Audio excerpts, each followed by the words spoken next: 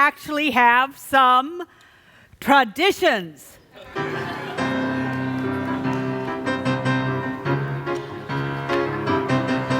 Not a lot of dogma, but a lot of traditions. Well, we only have a handful, but still. And one of them is filling my hands, which is we have a tradition of loving on beautiful, wonderful stuffed animals. We used to just do teddy bears, but we are an inclusive and welcoming community. And so we do dogs and reindeer. There's a unicorn out there somewhere. A rhino. I'm telling you, we accept every spiritual path. Yes. So Lisa's going to help. We want people to help bless these animals. Anybody who wants an? Okay, here we go. Tradition. Now nobody took this. You thought it was too small. That's just wrong. Discrimination. Tradition.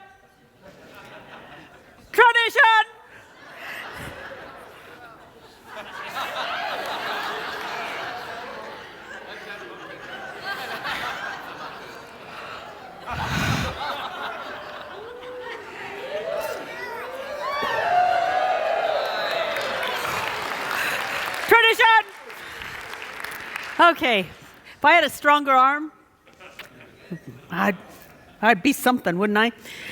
Okay, horse. Uh-oh.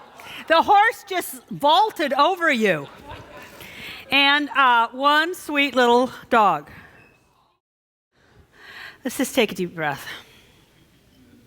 You know, good's happening. But it's hard to know that when we listen to the world. So one of the practices that we teach here is to listen to that deep, powerful voice within. And we do that by just becoming still, even for a few minutes. So we move into the sacred part of this service with stillness, with music, and with prayer from Reverend Bob Calkins. Continuing in prayer, we open ourselves to the unlimited power of the Source, a power that does not work for us, but through us. So as we open ourselves to that Source, we empower our life. So let's take a few moments now to silently open to the Source in the best way you can.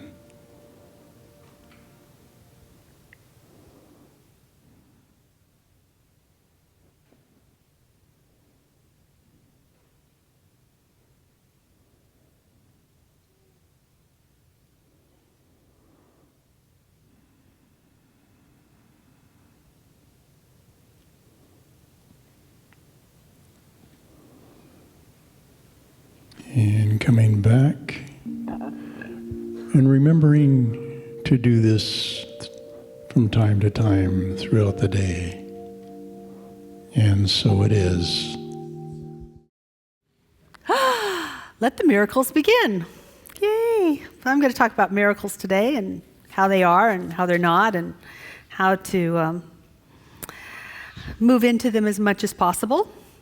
But first I want to define miracle. A miracle is a wonder, a marvel, and a mystery. Isn't that nice? A wonder, a marvel, and a mystery. It's also, this is a definition I got from a friend many years ago. He called them awesome normalities. Awesome normalities. A miracle should be an awesome normality. It shouldn't be something that happened a decade ago. You know, I had a miracle. And how many of you have experienced miracles? Oh, well, let's do a refresh, kind of like membership. Let's have miracles, awesome normalities. This is the season of awesome normalities. This is why they, put the kind of programs they put on TV this time of year. Everything's got a little, whoo. angel dust on it. Nice things happen. Why? Because we want to be reminded nice things happen. So if it's an awesome normality, then perhaps miracles are always going on. We just don't have the eyes to see it. I'm doing a kind of a new thought Advent program based on the Gospel of Thomas. The Gospel of Thomas was perhaps one of the first recorded sayings of Jesus. Scholars say that there were two recordings of Jesus, two recordings. One's the Q document, which they've never found, but it shows up in our Gospels of. You don't want to know this. I just want to talk to you about the Bible, but let's move on. Anyway, there's the Q document. It's not available, but they know what it said by the way it shows up in the Bible over and over again. And there was also the Gospel of Thomas, most likely one of the first recorded statements of what Jesus said. So scholars say what happened was Jesus was gone and they were trying to recall what he said. He was really smart, wasn't he? Yeah. What did he say? Well, I think he said, and so they started to record things. There was no storyline yet. Storyline was to piece together and kind of put context around what Jesus was saying. And that was, the first one was written 40 years after he died. Now that's like me writing about my grandfather's life. It's all hearsay. But the recordings, the sayings, were fairly new. So I'm doing this Advent series for myself. And I did it because it was based on the teachings from the Gospel according to Thomas. But here's the interesting thing. I'd never done it before. I'm trying it out on myself. If I like it, I'll spring it on you next year. It'd be great. But Advent means to come again. It's a coming. Advent is like to show up. And on a mystical way of looking at Advent is not that Jesus will come again, but the Christ will come again. And the Christ, as Ernest Holmes defined it, is the awareness of God in us. That we'll become aware of God in us. And when we become aware of it to the place where we realize it, it's not theory, it's not myth, it's realized, that would be called, in mystical terms, the second coming, because Christ came in me, just as it came and became real for this man named Jesus. So I'm all about that, because and I'm going to define mysticism. A mystic, according to Ernest Holmes, is one who perceives the divine presence. A mystic, one who perceives the divine presence. The more that I allow this Christ consciousness to fill me up, the more I'm going to perceive the divine presence, and the more I'm going to see that good stuff is happening. I'm going to see what God sees. I'm going to see good stuff happening. Now, how many of you have watched TV, listened to the radio, or read anything lately? Anything. You can't escape it. And notice that it doesn't look like good stuff's happening. Doesn't it look like not good stuff's happening?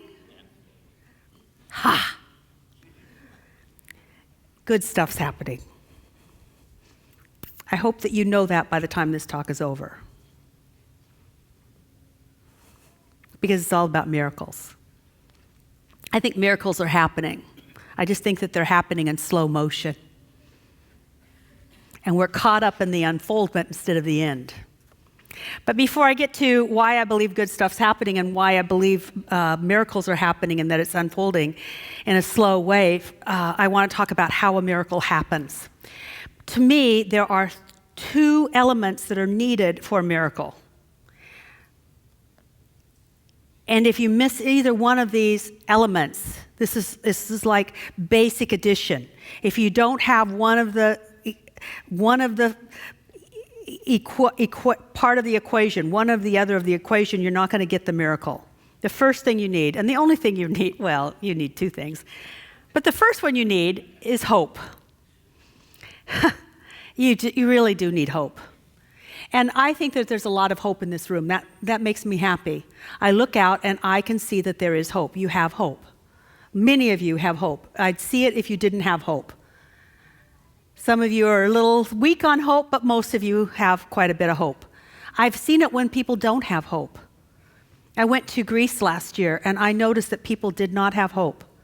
It wasn't in their eyes, it wasn't in their speech, it wasn't in their conversation, it wasn't there. They have 30% unemployment. Think about that. 30% unemployment, and they don't even hope for recovery. They don't even talk about it. They hope that they can get by until the next tourist season begins again. That's their hope, that they can get by for 4 or 5 months. There's no hope of a better future. There's a hope that they can make it that 5 months. It's hard to talk about faith or miracles when there's no hope. That's like saying, guess what? I had a really great meal last night. In fact, I'll probably have a really great meal again to someone that hasn't eaten in 2 days. You don't talk about miracles when there's no hope. You first have to give them hope. Hope is incredibly important. And sometimes hope can actually be the miracle. So I'll tell you a story. A story of hope and a story of miracles. I hope I have it. There I do. See? It's a miracle.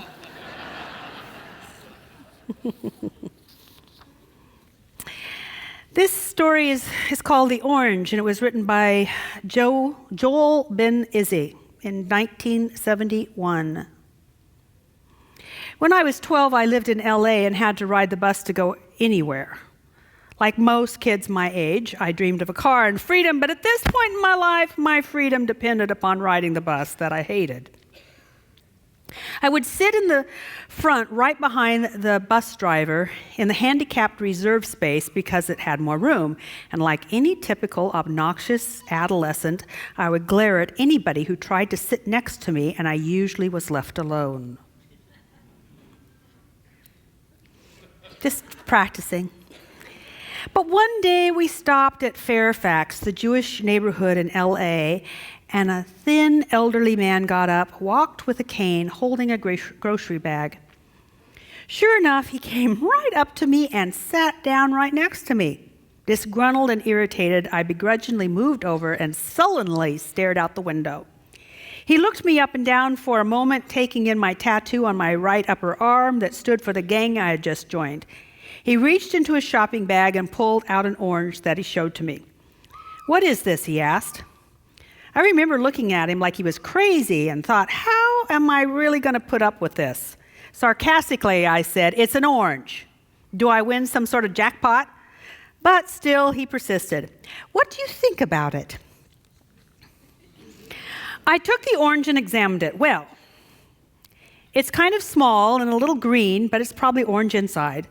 But even if it were all green, you'd still call it an orange. You'd never call it a green. It's just an orange. Impatiently, I handed it back to him. He looked at me for a while, and then he said, "You don't understand, do you?" For the first time since he'd gotten on the bus, I totally agreed. I didn't understand anything this man was saying. He sat there looking at the orange and then looking at me. "I'm not from around here," he said. I had gathered that from his thick European accent. "I was born in Germany before the Second World War and spent the war in a place called Auschwitz. Ever heard of it?" Well, I'd heard of World War II and the Nazi prison camps, and I told him so. "But didn't they tell you about Auschwitz? Did they tell you how cold it was? Did they tell you it was a world of black and white?" I didn't say anything, so he continued. "Everything there was black and white or gray. The SS guards were black uniformed with black boots. When the white snow fell, it was pure white. The barbed wire on the fence was black, and we prisoners wore uniforms of black and white stripes. Underneath, our skin was pale and white from lack of sun, but the numbers they tattooed on us were black. When the snow fell, it turned to gray from the ashes that fell from the black smokestacks. The food was gray. We only got soup. I remember one cold day, I found a piece of newspaper, black and white. It was actually Christmas Day. A miracle was about to happen. When I picked it up, there was something orange underneath. I had not seen anything orange in months. I thought it might be something good, but I knew if I was caught by the guard, I would be shot and it would be taken away. So I proceeded to stumble And as the guard turned away to laugh, I quickly stooped down and picked up the orange thing with my black and white newspaper. I hid it in my clothes, and back at the barracks, I hid it in a dark black hole in the wall. That night, I held that orange, smelled it, and put it back in the dark hole in the wall.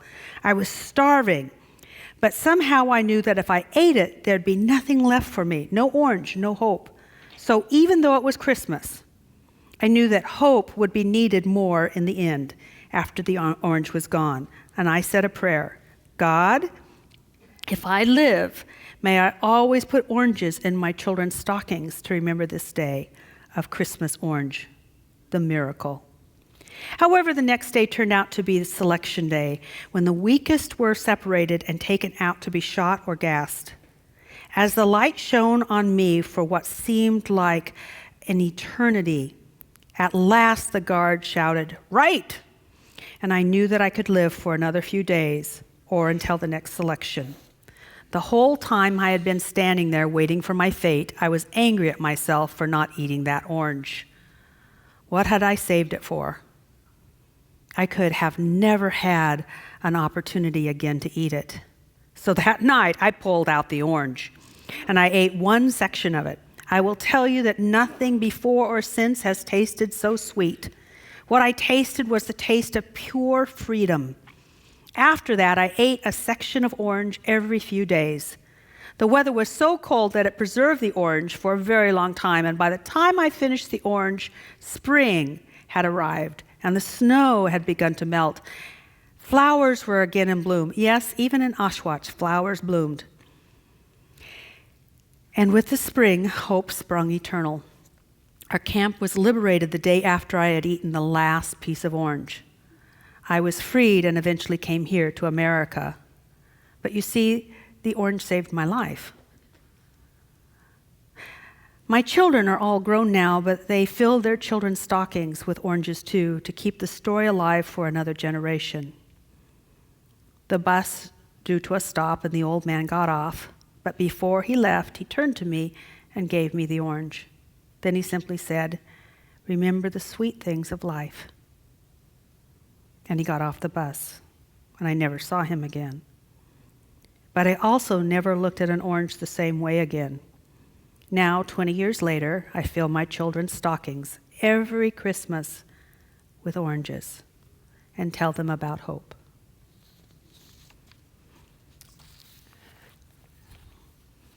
So even hope can be a miracle. Myth is the language of the soul, because the soul doesn't understand linear logic. You can't explain to the soul why something is happening. You have to tell it a story. So people have told stories over and over and over again. And many of them are about hope. In the story of Pandora, where the gods wanted to keep human beings in their place, so they gave human beings all sorts of things to have to deal with. They also put at the bottom of the box, just so human beings wouldn't self-destruct, they put hope. Because when hope comes out, we're given direction. Emily Dickinson said it this way: "Hope is a thing with feathers that perches in the soul and sings the tune without words and never stops at all." Now, let me give you an illustration of what hope is like. So I have this wonderful class called practitioner training, and I want 3 things for my practitioner students. I want them to have firm confidence in their ability to pray and get results. I want them to have the skill to do that effectively and to be able to teach those skills to others. So I want them to be conscious, I want them to be skillful, and I also want them to pass the big test in the sky that's given by the mothership. So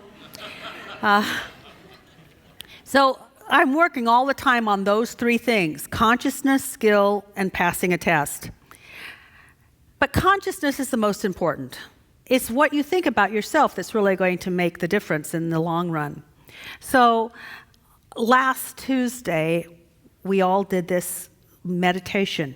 And I asked them to imagine themselves as a prayer practitioner in a year or 2 or 5, whatever it took. And I wanted them to see what that was like. And many of them that spoke afterwards said that they saw themselves as confident, they dressed differently, they spoke differently, they did things differently, they walked differently, but mainly they were very confident in themselves. And what I said afterwards is that is your hope. You, in the field of all possibilities, and that's how we describe God. We describe God as the field of all possibilities. If there's anything as possible in this field from which all things spring, well, that field resides within us too. So what they were doing is capturing who they would be if they chose to follow their hope. I also said, as a kind of a bummer, I could have asked you to be a homeless person, and you could imagine that also. Because that too is in the field of all possibilities. It's what are you going to hold as your hope as opposed to your fear. Not that they might fear that, but I bet there is some fear running around that any of us could turn out that way. See, it's said by some people that the opposite of fear is love, but those are feelings. You can't fear when you love, but those are feelings. But what I've noticed in the human mind is that when we're presented with anything, we either have a hope or a fear. When you are presented with a new opportunity, what happens is you could hope that it works out well and you have an idea about that, or you could fear that it won't work out well and you've got an idea about that. And most of the time, we entertain the fear. We are always being asked to choose. You know, the road, the road that less taken is usually the hope instead of the fear. The less taken. More people take the fear road. We go, oh, this won't work out. Or, oh, I shouldn't do that. And yet hope hasn't been eliminated. It just hasn't been cultivated. It hasn't been brought forward. You can't have a miracle without a hope. Afterwards, though, you can't just have hope. You need to fill that hope with something, and what I suggest us filling our hope with is faith. If you have hope and you have faith, you're going to have a result. You're going to have something beautiful and wonderful happen. And faith is not just the thought of it, it's to be moving into it, putting yourself there and feeling it and energizing it. We all have faith. We have the capacity for great faith. And it takes great faith for some hopes. How many of you have a hope? How many of you have a really big, big hope? It's going to take big, big faith. Which also brings me to myth, because see, we are an evolving species, and we are interconnected, which we hear about that. We've got to understand that we can just appreciate that. We are interconnected. And some of the early myths were about people being saved by a god. In the Ramayana and the Bhagavad Gita, gods or demigods did things that were amazing, but they did it for humankind or just themselves. But then you get the myth, and I believe it was more myth than reality. Sorry, but oh well. Good thing I gave up what you think for a day. Most of the stories around Jesus were probably myths, and that myth was that a man did miracles. But the man was also an incarnation of God. The myth says we're an incarnation of God. And when we buy that, we can do what he did. And he actually gave a formula for it. He had a bunch of buddies. There were probably girls in that gang, but they didn't write about them. So anyway, he had a bunch of buddies, and they were watching him, and he was doing things, and then they were doing things, and he sent them off, and he said, go try something out. Just stop looking at me. Go try this yourself. These are things anybody can do. Just go do it. See, we only know what we can either do or what we can teach. Did you know that? Like, one of the reasons that I believe Inward Journey is so powerful is in Inward Journey, I give them one term and then I send them out and make them go teach. You should see their eyes until they realize they can do it. And then they find their power. You really don't know anything as long as we're sitting on the sidelines. What we know is what we're able to call up. So that's what Jesus did. Kicked him out. Gave him the boot. Really sad that he only had sandals and didn't have sparkly little shoes like this. But anyway, oh well.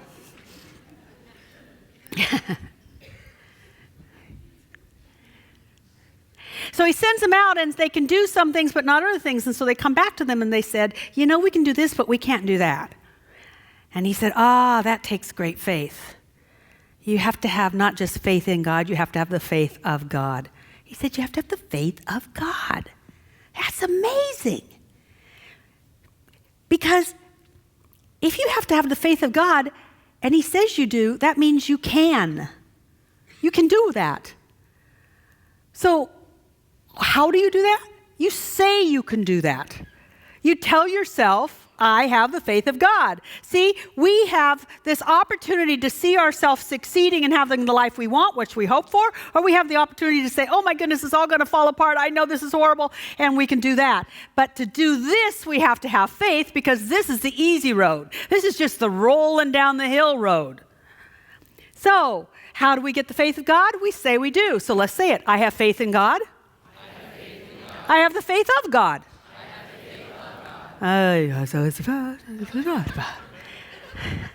What if your life depended upon it? I have faith in God. I have the faith of God.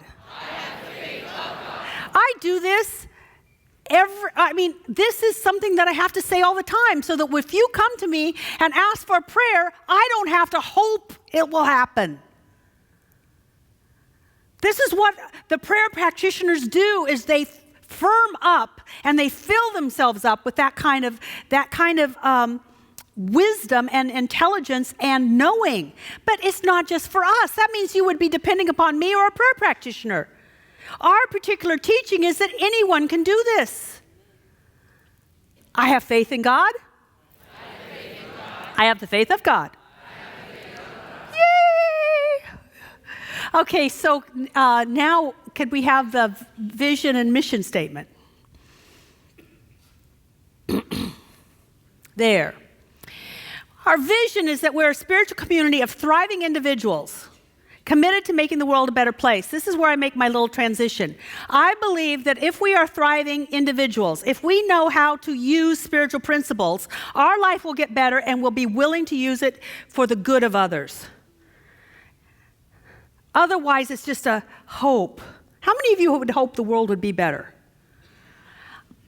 But when you have faith, because you've proven things to yourself, then you have the faith to put into that hope. Plus, the more you rise up, the more the world rises up. And we're making the world a better place. Now, there's ways to make the world a better place. We have a wonderful committee of people who are very dedicated in doing things, loving bears, giving them away, buying presents for people who can't buy presents. All of that is well and good, and they need to happen. But it's not near as powerful as what you're doing when you allow yourself to believe that God is operating in the world and God is good. And that raises everybody up. So it's not so much hand out, trickle down, but rise up from the bottom. So now I want to shift, because a miracle is also defined as a surprising and a welcoming event that is not explicable by natural or scientific laws and is therefore considered to be the work of divine agency. I'm getting new cards. I'm an agent of the divine. I mean, really. Really? All of you prayer practitioners, why that? All of that RSECP stuff, who nobody even knows what that is. But AD, what's an AD? Agent of the divine. I like it much more. Anyway, really, divine agency. I think it's cool. So, if we have a hope, we fill it with faith, we will have a miracle. The problem is most miracles are messy. And as soon as it gets messy, there could be a tendency to want to back up, stop the process, get off the bus. I hate you, hate this program, hate God, hate everybody.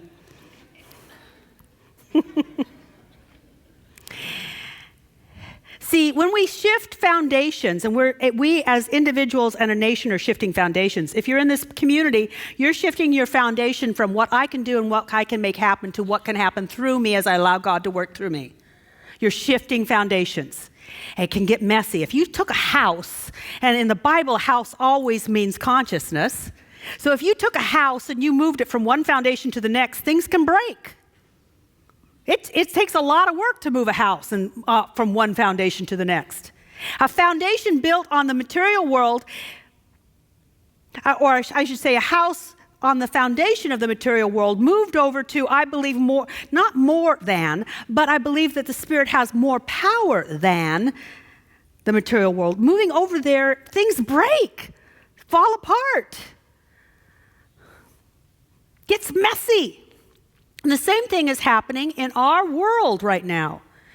We have moved out of the hunt and gather age. We moved into the agricultural age. We moved out of the agricultural age into the industrial age. We moved out of the industrial age into the information age. Now we're moving into the consciousness age.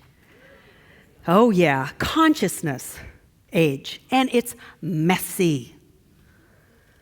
Messy. Just it was messy when we moved from any age to another. It was. I remember reading a book, and I think it was called The Fifth Discipline. And I remember reading it 25 years ago when he said, we'll move into the information age, but we will top out of that. And I thought, wow, 25 years ago, there wasn't even that much information. That much. And he said, we're moving into this. We did. And he says, but we won't stop there. We'll go into the consciousness age. Because when we get enough information, we'll realize it doesn't work unless we know how to work it. Eventually, we have to move into the consciousness age.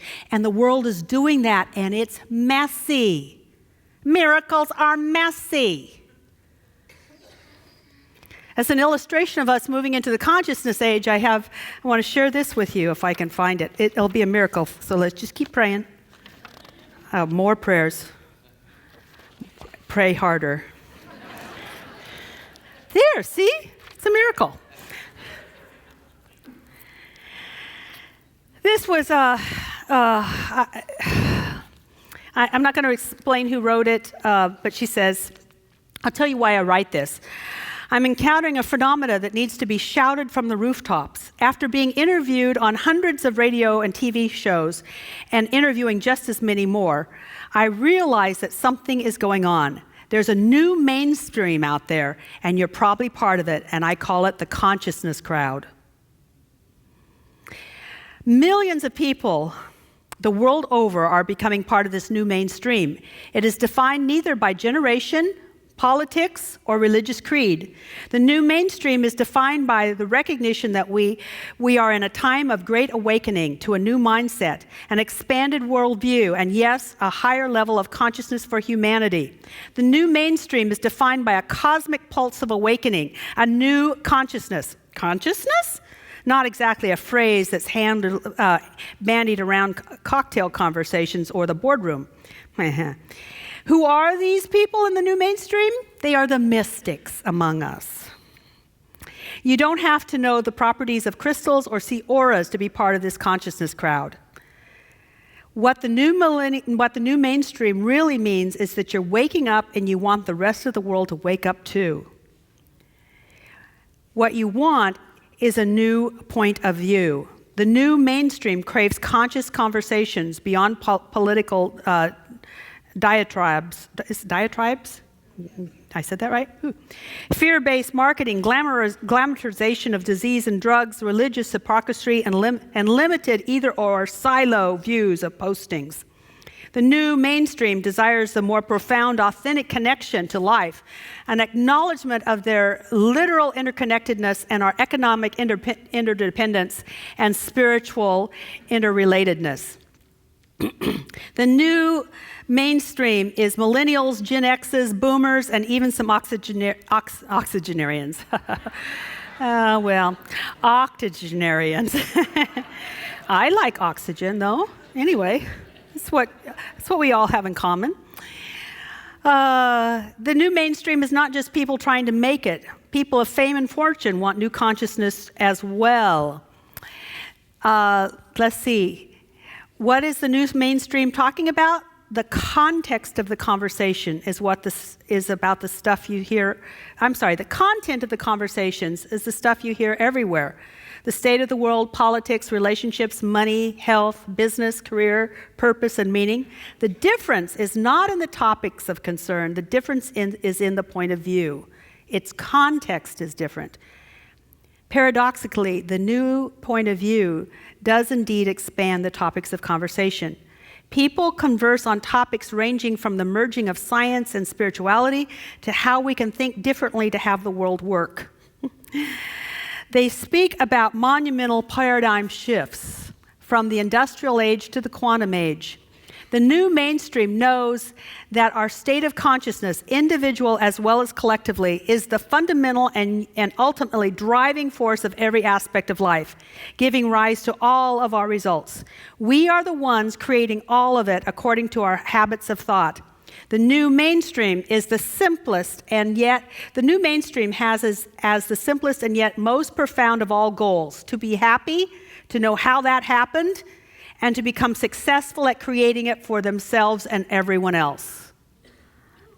Until now, the consciousness crowd has kept itself in the closet. The closet is full and bursting, and it's time for consciousness crowd to come out, recognize themselves as the new mainstream. The new mainstream may be the latest in crowd, but make no mistake, it is not a trend. It is here to stay. Yay. So isn't it interesting that there's a whole group of people that are recognizing a whole group of people that want to be happy, know how they did it, and share it with everyone? Doesn't that sound like thriving individuals making the world a better place? So you know what? We've been doing this for a long time. You didn't even know you were on the edge. You are trendsetters. Give yourself a hand. Woo! Now, as I said, miracles are messy. They just are. When you wake up, it's not pleasant somehow, and sometimes. How many of you notice when you wake up it's not pleasant? Yeah. So back to the gospel according to Thomas. Jesus said, one of the recorded sayings of Jesus said that they wrote down is, let one who seeks not stop seeking until one finds. And when one finds, they will be troubled.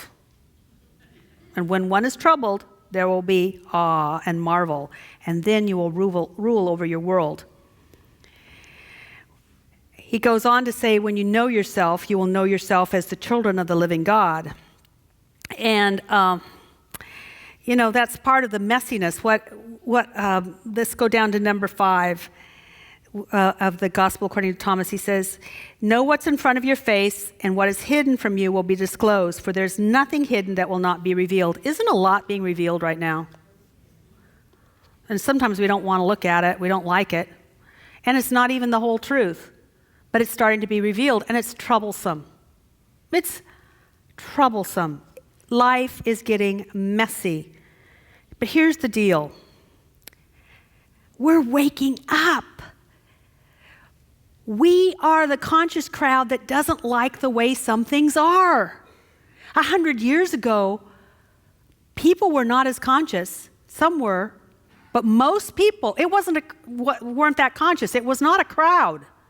And so things happened and people chalked it up to that's how things happen. But we don't do that anymore. We're becoming conscious. We want to be happy and we want everyone to be happy. So therefore, when things happen that don't let people be happy, we become conscious of it and it doesn't sit well. This is just us waking up. It's messy. When I think about, I was reminded of this when I watched a 6-minute documentary on Ellen DeGeneres. What can you get in 6 minutes? But she started out as a great comedian. She got her own show. But in 1994, she lost her sitcom because she came out. 20 years later, we're very, very close to having marriage equality in every state. She was the beginning of waking up. And look what happened. We're waking up to violence. If you're uncomfortable, you're part of the wake up. Your job is to continue to see a better future, something different. And you know what? We have been doing trickle-down blessings.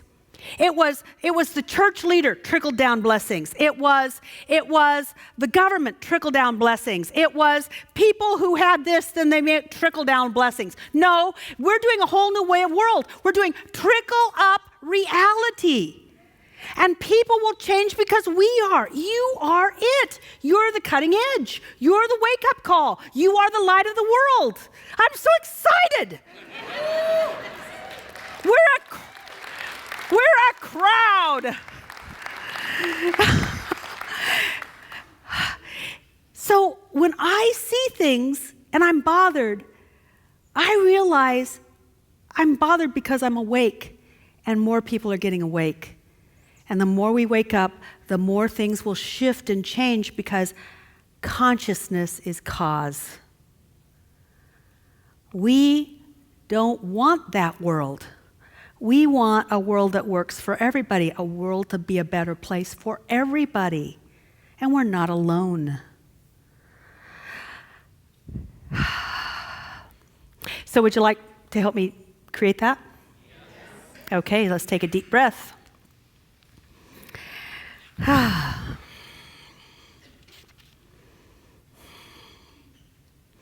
You know, I realize that the world isn't getting worse.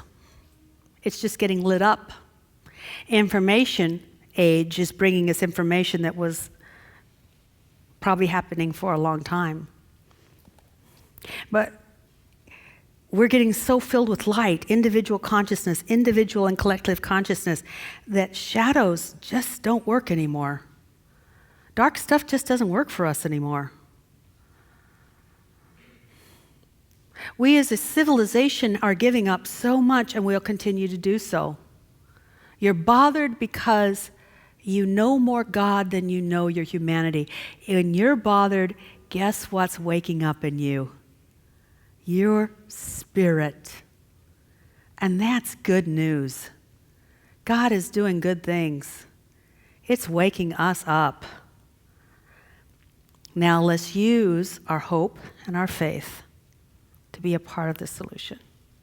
So I would love for you to move ahead 5 years.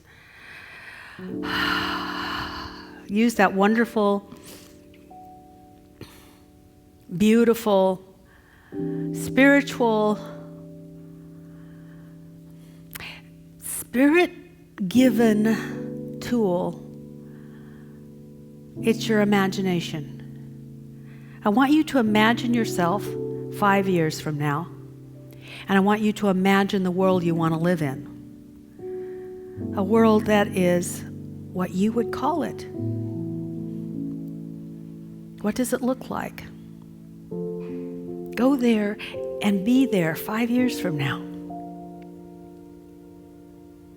Look around. If you could create the world, how would you create it? Most likely you'd create it the way you would hope it would be. Nobody signs up and says, I want to create it the way I fear it would be. We hope that hope is alive. Give it a voice. Let your imagination clothe that hope. See the world the way you want it. In your imagination, walk around in it. In your imagination, what do you hear or see on the news?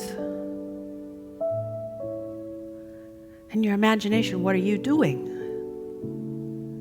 What are you feeling? What do you see? What do you hear? Walk around for a while. 2019. It's December. It's still cold. Or maybe not. There's still a winter solstice. There will be a spring equinox. See yourself. See your world. Enjoy it.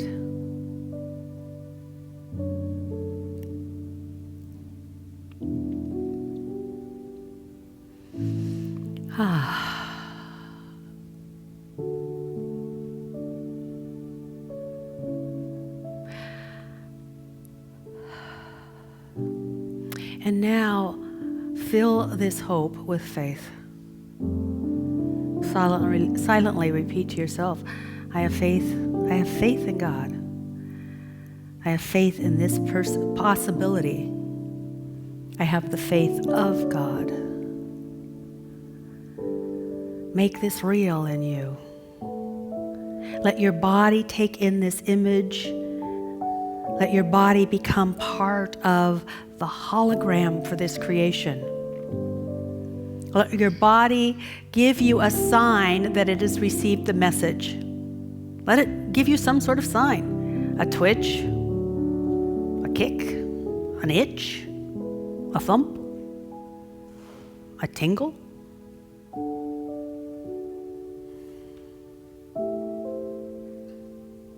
Take a deep breath.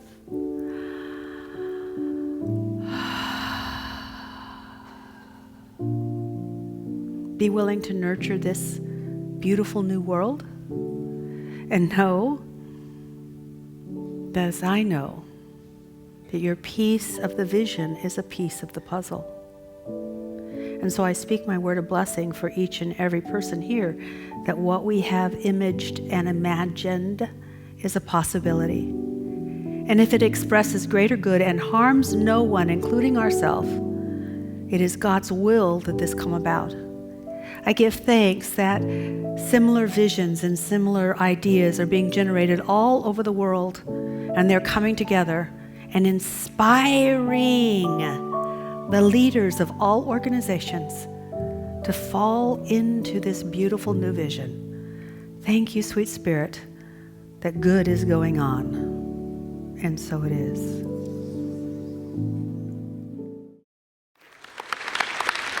Good morning.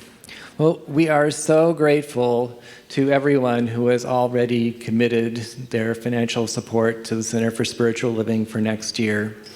And you know, we're all committed to something, like getting that custom-made beverage every morning, or always seeing the latest Hollywood blockbuster the first weekend it opens.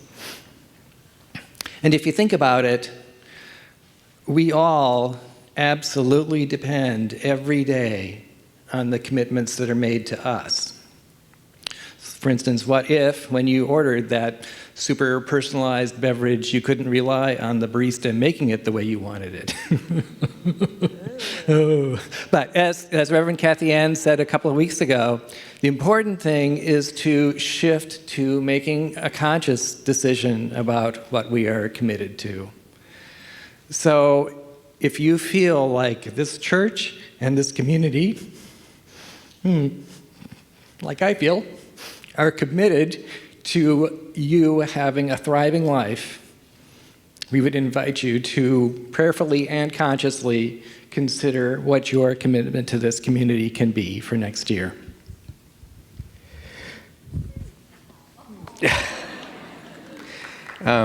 First of all, I want to say that if I was a teddy bear, today's the day the teddy bears have their picnic because they're with us. But anyway, what Kathianne called for earlier, she said the world is calling for something better. It's calling for our good, and our good is really completing our stewardship campaign. And for those of you who don't know, our budget is made up of what we tell the church we're going to be able to probably give them next year. So that's what they base the budget on. And so our hope is that we will make our goal of $2 million. And there's this little chunk of folks who just haven't let us know yet what they believe they're going to be able to give us next year. And it's pretty simple. There's an intention card that we have right outside there. Just take a moment and fill out and say, yeah, I think this is what I'm going to be able to support the church with next year. Because if we all do that, then we'll have a miracle and we'll be able to reach our goal. So thank you for considering that, and thank you everybody who's done that so far, because you've made it today is really a day of celebration for us. So thank you so much.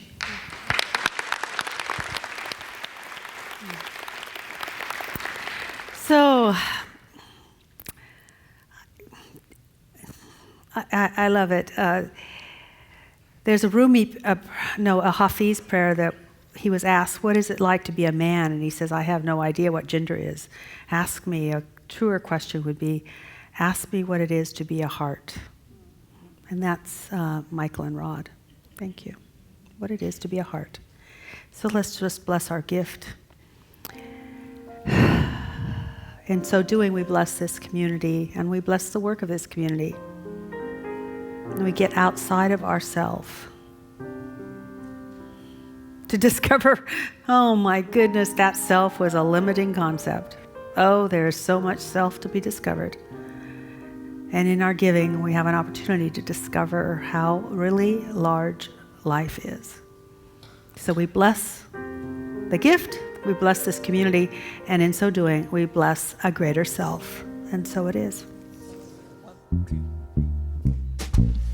I'll be home for Christmas. I know you know the words.